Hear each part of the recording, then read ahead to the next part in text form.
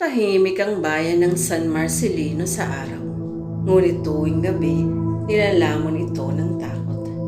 5 kabataan na ang natagpong patay sa loob ng 3 buwan. Lahat may parehong marka, mga matang nakadilat at mga labi na pinilit hubugin sa isang nakakatakot na ngiti. Walang nakakita sa salarin. Ang tanging naiwan sa bawat krimen ay usap-usapan ng mga nakakita sa dilim. Isang nilalang na nakasuot ng puting maskara. Sa gitna ng kaguluhan, si Claire Samaniego ang paborito ng lahat. Dalaga siyang nagtatrabaho sa isang butika. Laging handang tumulong. Laging nakangiti. Kapag may biktima, siya ang nauuna para mag-abot ng tubig, tela o pagdamay. Kung wala si Claire, mas lalo tayong lulunurin ng takot.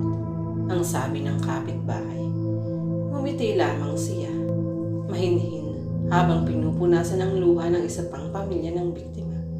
Ngunit sa loob niya, may ibang init ang nararamdaman. Hindi ito awa, kundi tuwa. Si Miguel Villamor, tahimik na binatang matagal ng kaibigan ni Claire, ay palaging kasama niya.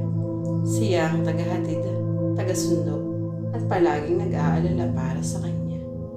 Isang gabi, habang magkasamang naglalakad pa uwi, may nakita silang nakatayong lalaki sa di kalayuan.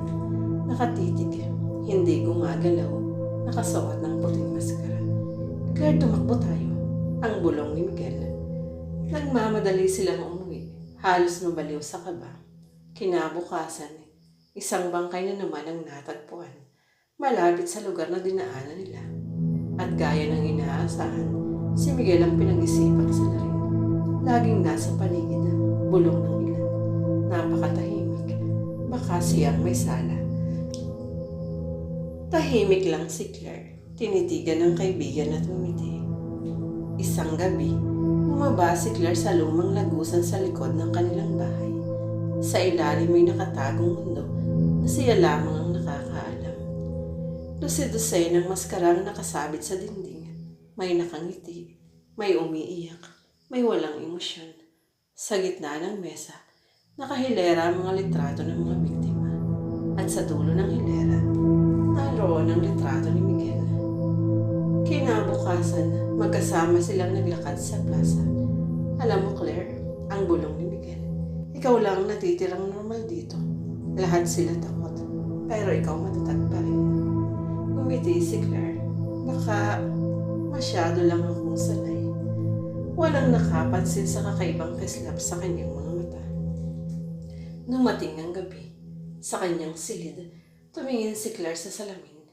Hinubad niya ang kanyang mistida at inilabas ang pinakabago niyang maskara mula sa aparador at nagpalit siya ng coat na itim. Maingat niya itong isinuot, pati ang maskara. At sa islap na iyon, ang mabait na dalaga ay naglaho. Sa salamin, nakatayo ang isang serial killer, ngiting walang emosyon, malamig at walang awa. Si Claire Samaniego, ang mabait na tindera, ang huwarang kaibigan, ay ang halimaw na matagal nang hinahanap ng lahat. Kinabukasan dumating si Miguel sa bahay ni Claire. Gusto lang niyang tiyakin na ligtas ito. Pero sa loob niya, may gumugulong na hinala. Tahimik na ngumiti si Claire habang pinupunasan ng mga kamay na may mapulang mantsa. Pintura lang ito. Aniya para walang tinatago. Nagpipinta ako kagabi. Ngumiti si Miguel pabalik, ngunit bumigat ang kanyang dibdib. Nang mapatingin siya sa sahig, may nakita siyang nakalusot mula sa ilalim ng aparador. Isang piraso ng puting tela na may bahid na dugo. Dahan-dahan niya itong pinunot. Agad na itinago sa bulsa. Habang nakatilikod si Claire, sinipat niya ang paligid. Ang mga bakanting frame sa dingding, ang kahon sa sulok na bahagyang nakabukas, at ang tila peraso ng basag na maskara sa loob nito. Claire, bulong ng kanyang isip. Paano kung siya ang pumapatay? Miguel, malamig ang tinig na pumunit sa katahimikan.